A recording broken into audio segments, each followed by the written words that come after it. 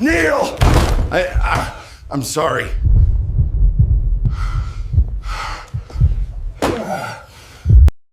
You know, it's funny how one little moment can flip your whole world upside down, like that time at Old Hank's Tavern out by Fort Carson, where the air always smelled like stale beer and pine from the mountains nearby, and folks just came to unwind after a long day.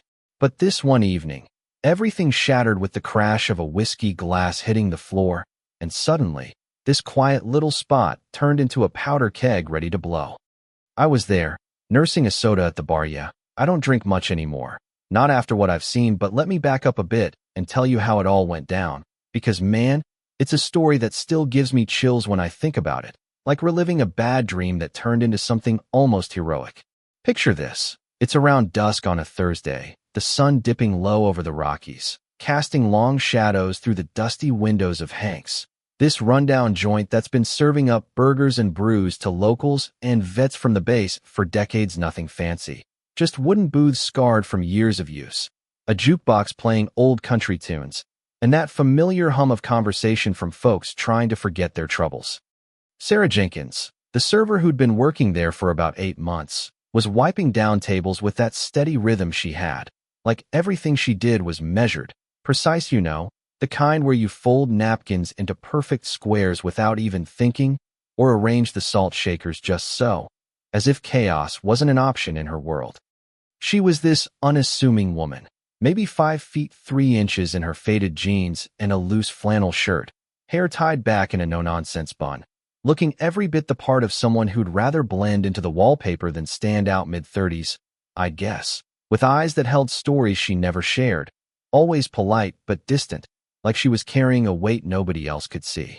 And then they rolled in the Iron Claws Motorcycle Club, a bunch of roughnecks led by this hulking guy everyone called Razor Kane, with his shaved head gleaming under the neon signs, a wolf tattoo snarling up his arm like it was alive, and that swagger that screamed trouble from a mile away.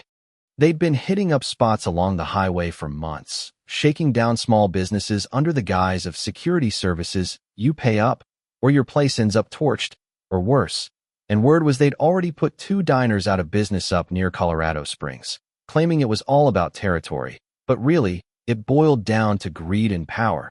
These guys feeding off the fear of folks who just wanted to make an honest living.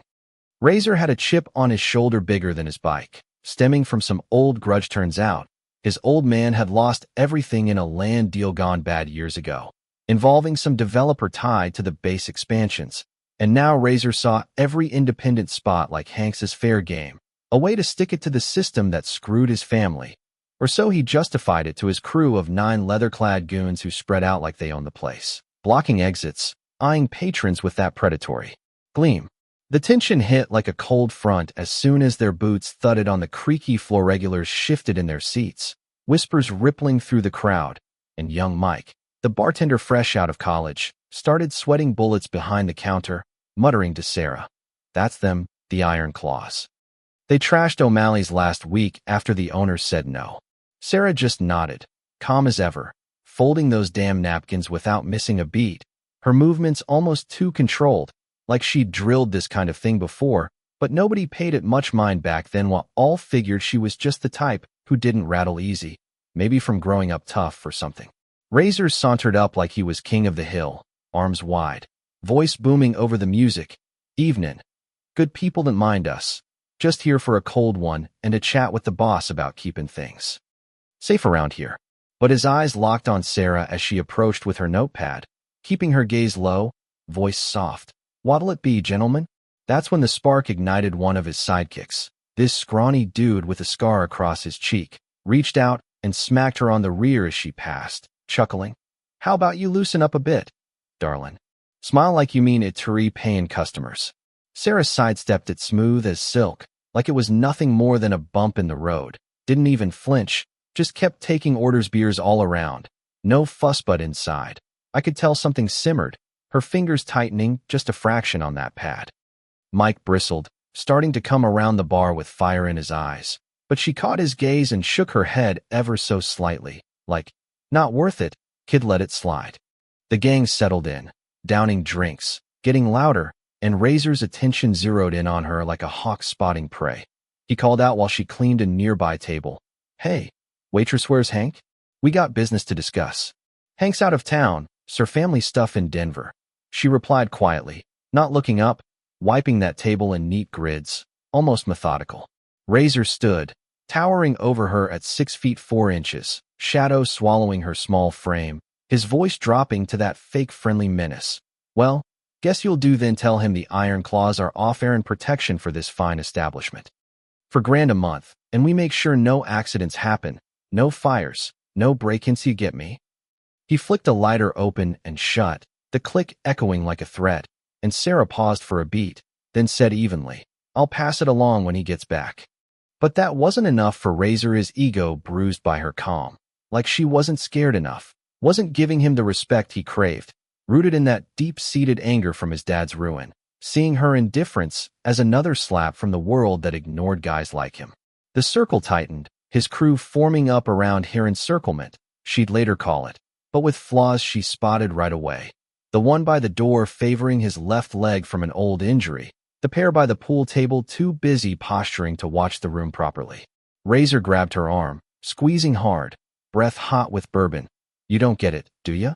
This ain't optional, every joint from here to Pueblo's under our watch. Those that say no? Boom, gone in a puff of smoke. Sarah's free hand brushed the chain under her shirt, a habit, touching something hidden there, a reminder of a life she'd buried, for deployments to Syria and Yemen, sniper specialist in the Army Rangers, medals gathering dust in a locker somewhere, scars from IEDs and close calls that left her with nightmares, and a vow to live quiet, invisible, after losing teammates she considered family. She'd taken the job at Hank's to escape that, to pour drinks and listen to folks' gripes without judgment, finding solace in the routine. But trouble has a way of sniffing out warriors, doesn't it? Sheriff Dan Ellis, a vet himself from Afghanistan, off-duty in the corner booth with his coffee, stood up slow, hand near his hip out of instinct, voice firm. Ease up there. Pal, take your hand off her, or we'll have words. Razor laughed, not letting go. Words? Old-timer, you're outnumbered. Outgunned, sit your ass down before you regret it. But Dan didn't budge, and a few others, guys with faded unit tattoos, blue-collar types who'd served, shifted, ready to jump in, the air thick, electric. Sarah murmured, Dan, it's fine theory, leavin' soon. But Razor yanked her closer, snarling. We leave when I say, bitchan, right now. I'm thinking you need a lesson in manners. His other hand fisted her shirt collar, ripping it open with a savage tug, fabric tearing loud in the hush, exposing the tank top beneath, and that's when time froze, the whole bar holding its breath, even the jukebox seeming to skip a beat. What spilled into view wasn't just skein, it was a canvas of ink and history that hit like a gut punch. Across her back, a massive eagle clutching a rifle, wings spread fierce, with 75th Ranger Regiment, arched bold above and below, SFCS. Jenkins, 11B etched in sharp letters, marking her as infantry elite, the kind who jumped into hell and came out swinging. Scars wove through it all, jagged lines from shrapnel in Aleppo, a bullet pucker near her spine from an ambush in Sana'a, burns fading but fierce, telling tales of fire and fury she'd survived. Razor stood there, dumbstruck, fist still clutching the ripped flannel, his crew paling as whispers erupted. Rangers? Holy shit. Dan breathed, lead from the front. I heard about you, the ghost sniper in Operation Dust Storm. Sarah straightened then, subtle but profound, like shedding a skin she'd worn too long, shoulders back, eyes lifting to meet Razor's with a steel that made him flinch. Mr. Harlan, she said coolly, using his real name Blake Harlan, which she shouldn't have known, but she'd done her homework, always scouting threats like the ranger she was. I think you owe me for ruining my shirt. And an apology wouldn't hurt. Confusion twisted his face. How the hell did she know? As she turned slow, letting the bar see it all, phones coming out to capture the moment, veterans nodding in recognition. An older guy in the back, Colonel Ray Patterson, retired with a silver star from his days in the Gulf, stood up, voice gravelly. Sergeant Jenkins. Mosul, 2016. You held that rooftop for 2 days, picked off insurgents Savannah platoon. Thought you were a legend. Not slinging hash here. Others chimed in. Lisa Moreno, the local nurse who'd been a medic attached to Ranger units. I patched you up at forward base Echo for gunshot wounds. Refused evac till the mission wrapped. Doc said you'd never run again. Sarah's voice softened. Docs were wrong, stubborn streak, I guess. The iron claws backed up, paths blocked by patrons who'd repositioned quiet like men with that combat stare saying without words, not on our watch. Razor stammered, face reddening, caught between saving face and the terror sinking in he'd picked the wrong mark. His power play crumbling because deep down, his bullying stemmed from insecurity, from failing to measure up to his old man's expectations, and now facing real strength, it shattered him. Kneel, Sarah commanded, voice like a whip crack ranger authority honed in life or death drills, and damn if he didn't drop, knees hitting wood, eyes wide. You assaulted me, threatened my friends, tried to burn down what little piece I've scraped together in the sands overseas. You'd be dust by now, but here? Apologize, then get out, and tell your boys this whole valley's off limits. Protected by folks who've faced worse than your petty games. His apology came stuttering, humiliated in front of his pack. Sorry, Mayim won't happen again. Swear it told back off. Rethink everything. They slunk out like shadows, bikes rumbling away with none of the roar they'd arrived with, the bar exhaling as one. But that wasn't the end, oh no. It lingered, you see, as Sarah picked up the torn shirt, folding it neat, her mind racing back to why she'd hidden. The kills that haunted her 32 confirmed, ghosts in her sleep, the brothers lost in blasts. The civilians she'd shielded at cost to her soul, coming home to a world that didn't fit. Choosing Hanks for anonymity, to serve without the stares, the thank you for your service, laced with pity. Colonel Patterson approached. Why here, Sergeant? With your record, you could be trainin' recruits, consultin' hell, runnin' for office. She sighed, slipping on a spare shirt.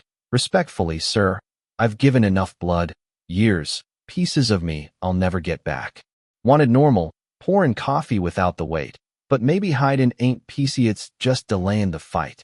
The place changed after that word spread like wildfire. Vets from miles around tricklin' in, turnin' Hanks into a haven, walls fillin' with photos, medals pinned up, Tuesdays becoming story nights where folks shared burdens they'd carried alone. Sarah stayed, mentoring young ones like Private Emily Reyes, fresh from deployment, a skin shaky. How do you fit back in? The nightmares, the disconnect. Sarah sat her down. You don't fit, you rebuild, piece by piece. Find a new fight, like this bar, protecting space for us to heal, one beer at a time. Mike, the kid bartender, confessed later while closing up. I'm thinking of enlisting, seeing you stand tall. It's inspiring. She eyed him serious. Good reasons, but make sure it's yours, not glamour from my mess. It takes everything, gives back scars. Months on, a package Ayurveda bronze star she'd left behind. Note from an old medic. Thought you'd want this back, hero. She hung it with a photo of her squad in the dust, caption, Guardians of the Forgotten, and business boomed, Hank pulling her aside. If you want to leave. But she smiled genuine. Nah, this is my post now, Rangers don't quit. Yet, here's the thing that sticks, the part that makes you wonder. Sarah could have pressed charges, ruined Razor for good, had the evidence. Witnesses, but she let him walk, believing maybe he'd change. That mercy might break the cycle his dad's loss started. Or was it arrogance? Thinking her warning was enough? Some say she was too soft, invited more trouble. Others, it was true justice, given a shot at redemption. Me? I dunno, makes you think about forgiveness in a world full of grudges. What about you? Drop in the comments, was Sarah right to let him off easy? Or should she have thrown the book? Share your take on justice, community beefs, or times you've seen hidden strength flip the script. Hit that like if it hit home. Subscribe for more real tales like this, and let's chat your stories. Keep this going.